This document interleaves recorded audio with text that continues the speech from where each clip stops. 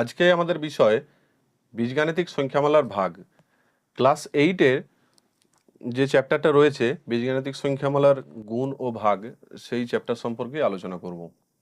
তো দেখো, এখানে একটা উদাহরণ নিয়ে নিয়েছি আগে। 4a² - 9b² ভাজিত 2a + 3b। তো এখানে এটা হচ্ছে ভাজক এবং এটা ভাজ্য। তো এটাকে আগে লিখে নেব এইভাবে। ভাজকটা সব সময় এখানে বসবে, অর্থাৎ 2a + 3b এখানে, এবং ভাজ্য যেটা অর্থাৎ 4a² - 9b² সেটা এখানে। তো দেখো, এখানে সবার যেটা সমস্যা হয় এটাই বুঝতে যে এখানে সর্বপ্রথম কত খাওয়াতে হবে।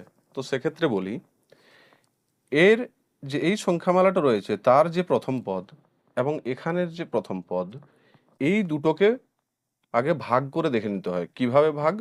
মানে এইটা ডিভাইডেড বাই এটা করে দেখতে হয়, অর্থাৎ 4a² / 2a করে যেটা পাবো সেটাই এখানে বসবে। দেখা যাক কত পাচ্ছি। 4a² / 2a, দেখো 2 × 2 = 4 এবং এর সাথে a² কাটলে একটা a থেকে যায়, পেলাম কত? 2a। এই 2a এখানে আসবে।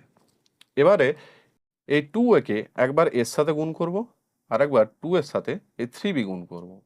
তাহলে 2a দিয়ে আগে 2a কে গুণ করি, দেখো কি পাচ্ছি। 2 × 2 =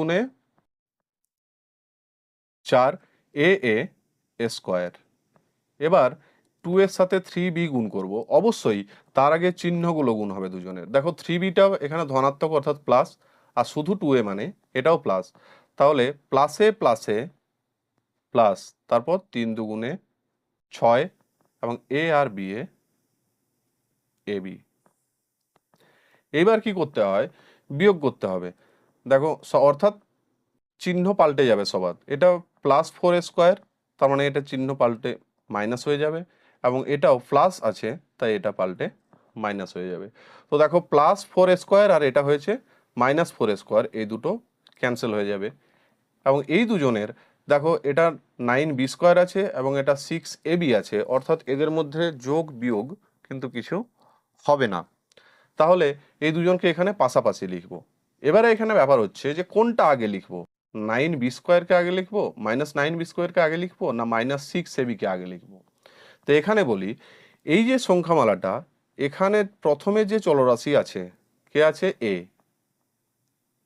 এখানে কার কাছে চলরাশি আছে a? দেখে নেব, এর কাছে, অর্থাৎ -6ab কে আগে লিখতে হবে।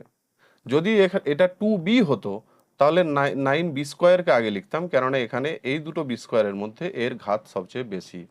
তাহলে এখানে এই সংখ্যামালার প্রথম পদের চলরাশি যেহেতু a, তাহলে এখানে এই দুজনের মধ্যে যার কাছে a আছে তাকে আগে লিখতে হবে।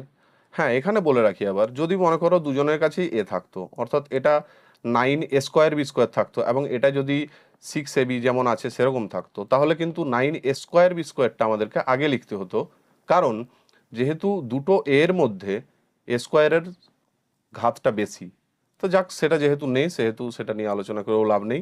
এখন আপাতত -6abটা আমাদেরকে আগে লিখতে হচ্ছে, -6ab, এবং তারপর এখানে -9b²। আবার একইভাবে এর প্রথম পদকে এর প্রথম পদ দিয়ে আমাদের ভাগ করে দেখে নিতে হবে, অর্থাৎ -6ab / 2a করে দেখে নিই।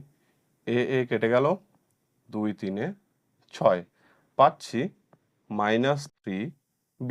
তাহলে এখানে আসবে -3b। দেখো একইভাবে আবার -3b দিয়ে একবার 2a কে গুণ, -3b দিয়ে একবার +3b কে গুণ। তো করা যাক।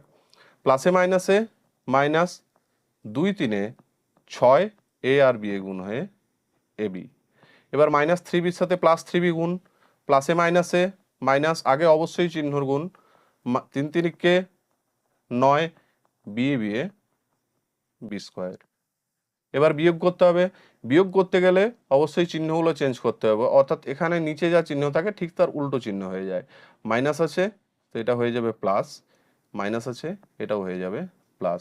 চিহ্নগুলো পাল্টে দেওয়ার পর কিন্তু এই আগের চিহ্নগুলোর আর কোনো গুরুত্ব থাকে না, এটাই তাদের আসল চিহ্ন হয়ে দাঁড়ায়। তাহলে দেখা যাচ্ছে এখানে -6ab, এটা +6ab ক্যান্সেল হয়ে গেল। এখানেও -9b² + 9b² বিয়োগ হয়ে 0 হয়ে গেল, অর্থাৎ ভাগ শেষ। এখানে ভাগ শেষ যেহেতু কিছু থাকলো না, তার মানে বোঝা গেল যে 2a + 3b দ্বারা 4a² - 9b² বিভাজ্য এবং ভাগশেষ 0, এবং এখানে যেটা পাওয়া গেল সেটা হচ্ছে ভাগফল। তাহলে আমরা লিখতে পারি অতএব নির্ণেয় ভাগফল সমান 2a - 3b, এবং যদি ভাগশেষ চায় তাহলে লিখতে পারি যেহেতু ভাগশেষ নেই অতএব ভাগশেষ সমান 0 আমরা লিখে দিতে পারি। আজকের মতো ভিডিও এখানেই শেষ করছি। পরের ভিডিওতে আবার নতুন কিছু নিয়ে আলোচনা করব। আজকের এই ভিডিওটি যদি তোমাদের ভালো লেগে থাকে তাহলে অবশ্যই ভিডিওটি লাইক করো, চ্যানেলটিকে সাবস্ক্রাইব করো, এবং অবশ্যই বেল আইকনটিকে ক্লিক করে রেখো যাতে আমি পরবর্তীকালে যখনই নতুন কোনো ভিডিও আপলোড করব সেটা নোটিফিকেশন তোমাদের কাছে তৎক্ষণাৎ পৌঁছতে পারে। ধন্যবাদ।